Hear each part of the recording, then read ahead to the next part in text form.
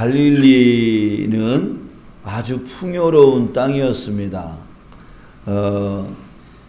저희 이스라엘의 그 수도 예루살렘의 입장에서 이렇게 보면은 갈릴리는 변방이고 또 이방인의 땅이고 또 우매한 자들의 소굴이었지만, 그곳은 먹고 입고 누릴 것이 많은 곳이었습니다. 토지가 아주 비옥했어요. 오래전 화산 활동으로 인해서 흙에는 무기염류가 많아가지고 아주 농사가 아주 잘 됐고요. 또 비도 적당했고 또 지하수도 넉넉했습니다. 이 갈릴리 호수 상부로부터 들어오는 요단강 물이 아주 풍성해서 지표수나 또 지하수 모두가 아주 적당하게 잘 채워질 수 있었어요. 또 갈릴리 호수는 더할 나위 없이 아주 풍요로웠는데요. 호수 인근 여기저기에 뜨거운 온천수가 많다고 합니다. 근데 이 물이 북쪽 그 헬몬산이라고 하는 아주 만년설이 있는 그 높은 산이 있는데, 그 높은 산에서 눈이 녹아서 내려오는 차가운 물과 이 온천수가 합쳐져 가지고 항상 이 갈릴리 호수의 물이 수온이 아주 적당했대요. 그래가지고 그 안에 많은 물고기들이 살 수 있는 환경이 되었다고 합니다. 그래서 이 호수는 사시사철 풍요로운 그 어획량을 유지해 주었습니다.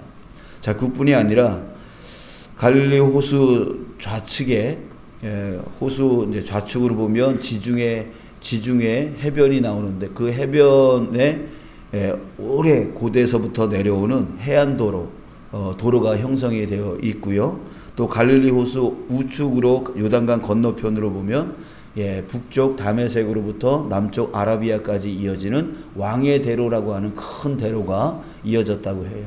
자, 이 말은 뭐냐면 무역하는 그 대로가 형성이 되어 있었다는 얘기예요. 그래서 이 갈릴리 지역에는 많은 상인들이 거쳐 지나갔고, 그리고 일종의 국제시장 역할을 했다고 합니다. 그래서 덕분에 이 갈릴리 사람들은 아주 풍요로움을 누릴 수 있었던 것이죠. 자, 그 중에서 특히 어업에 종사하는 사람들이 풍요로웠습니다. 이게 그 북쪽 지역에 유대인들이 몰려있는 베세다, 가보나움, 게네사렛, 그 다음에 막달라, 이 네 지역에서 큰 선단들이 있었고, 또 물고기를 많이 잡았고, 또 막달라라고 하는 곳에서는 상품으로 만드는 그런 일들이 일어났고, 그 상품들을 주변의 이방 사람들한테, 또 로마인들한테, 또 헬라인, 유대인 등등의 그 많은 사람들한테 그 판매하는 그런 역할들을 했었습니다.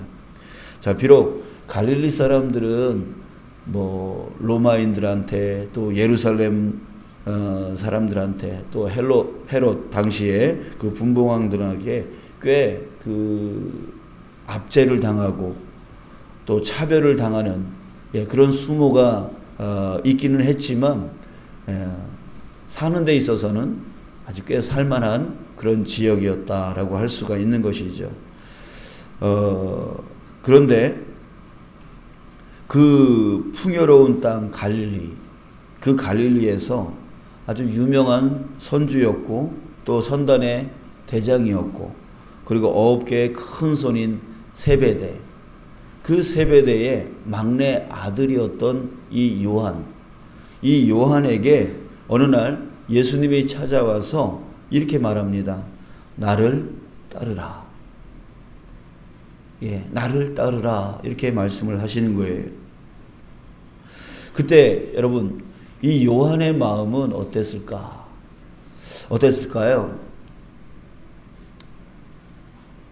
그런 풍요로운 갈릴리의 그 길, 그러니까 갈릴리에서의 그 풍요로운 길과 또한 예수님의 그 가시밭길, 그 사이에서 결코 작지 않은 갈등을 했을 겁니다. 내가 이 갈릴리에서 얻을 수 있는 이 풍요로움을 누리며 살 것인가? 아니면 저 예수님을 쫓아가서 그 가시밭길을 살아갈 것인가?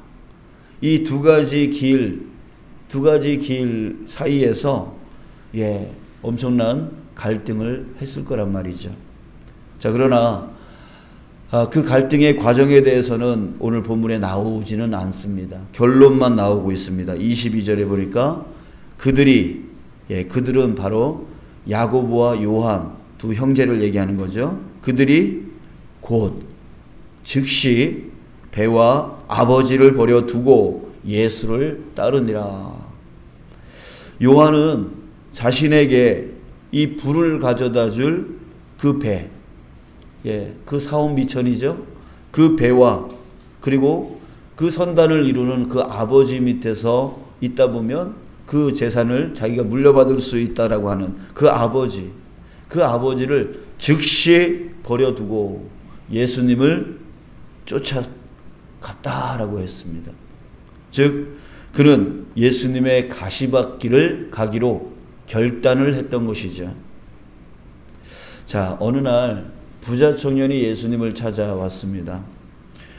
이 청년은 아주 영생에 대한 관심이 많은 청년이었어요.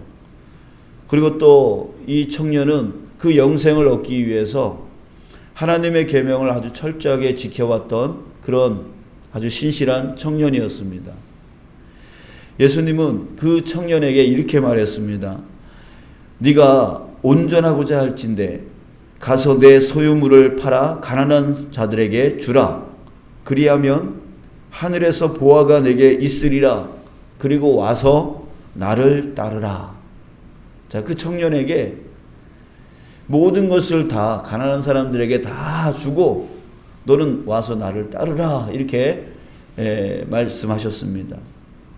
자, 그런데 그 청년은 어떻게 했습니까? 자신의 풍요로운 삶을 놓지 못했습니다. 자신의 그것을 놓지 못했어요. 그래서 예수님을 따르지 못했습니다. 결국 그는 결단하지 못했다는 거죠. 자, 여러분, 예수님은요, 우리에게 오셔서 결단을 촉구하십니다. 나를 따르겠니? 아니면 너의 그 삶으로 그냥 살겠니? 라고 하면서 예수님은 항상 우리에게 오셔서 결단을 촉구합니다. 요한에게 했듯이, 그 부자 청년에게 했듯이 항상 우리에게 결단을 촉구하세요. 자, 그러기에 여러분, 예수님을 따르려고 하는 자에게는 무엇이 필요합니까? 결단이 필요한 거예요. 결단이 필요한 거예요. 자동으로 따라지는 게 아니에요. 언젠가는 따라지겠지라고 할 수가 없어요. 반드시 결단이 필요한 겁니다. 여러분들, 결단이 뭘 의미합니까? 결단은 삶의 방향을 바꾸는 거예요. 결단은 삶의 목적을 바꾸는 거예요. 그러기에 결단은 내가 지금까지 살아왔던 방식 내려놓겠다라고 하는 것입니다. 포기하는 것이에요. 그리고 새로운 삶으로 내가 나아가겠다라고 하는 것입니다. 여러분들도 지금 결단을 하셨기에 지금 이 자리에 있는 것이죠. 이번 사순절 기간 동안에 새벽기도회를 빠지지 않겠다, 끝까지 참여하겠다라고 하는 그런 결단이 있었기 때문에 지금 이 자리에 있을 겁니다. 이번 사순절 기간 동안에 내가 더욱 예수님께 집중하겠다, 이런 결단이 여러분들에게 있는 거죠.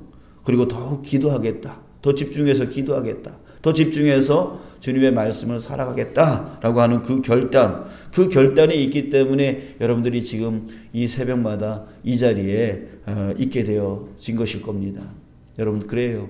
결단이 필요한 거예요. 결단이 필요해요. 믿음이 회복되어지길 원합니다. 기도 열심히 회복되어 이렇게 하기를 원합니다. 아무리 그렇게 원한다 하지만 결단이 없이는 실행에 옮기지를 못하는 거예요. 내가 이제 결단함을 통하여 예수님을 따라가겠습니다.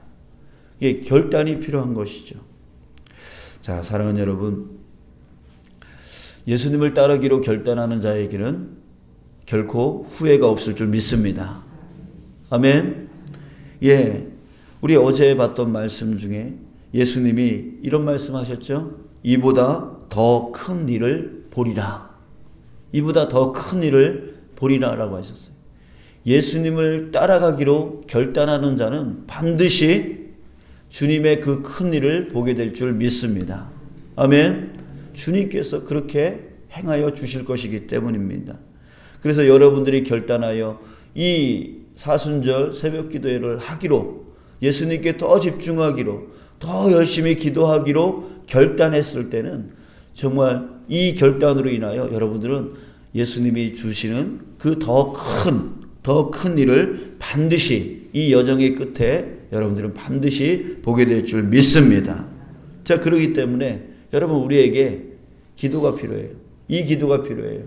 이 결단이 결코 꺾이지 않게 해달라는 그 기도가 우리에게 필요한 것이죠. 성령님의 도우심을 구해야 돼요. 내 힘으로, 내 능력으로 안 돼요. 예. 이 여정 가운데에 또 때로는 질병이 찾아올 수 있어요. 또 때로는 지금 2, 3월 달에 어제도 눈이, 제가 속초를 다녀왔는데 눈이 너무 많이 오더라고요. 여기가 어땠는지 몰라도 눈이 너무 많이 오더라고요. 내일 새벽에 또 못 오시면 어떡하나, 이런 걱정이 앞서더라고요. 자, 이렇게 날씨, 또 건강 문제, 또 가정의 문제, 또 피곤의 문제, 또 여러 가지 사정의 문제들이 우리를 계속해서 방해하지 않겠어요? 그랬을 때 이 결단이 꺾이지 않도록 우리는 성령의 도우심을 구해야 되는 거예요.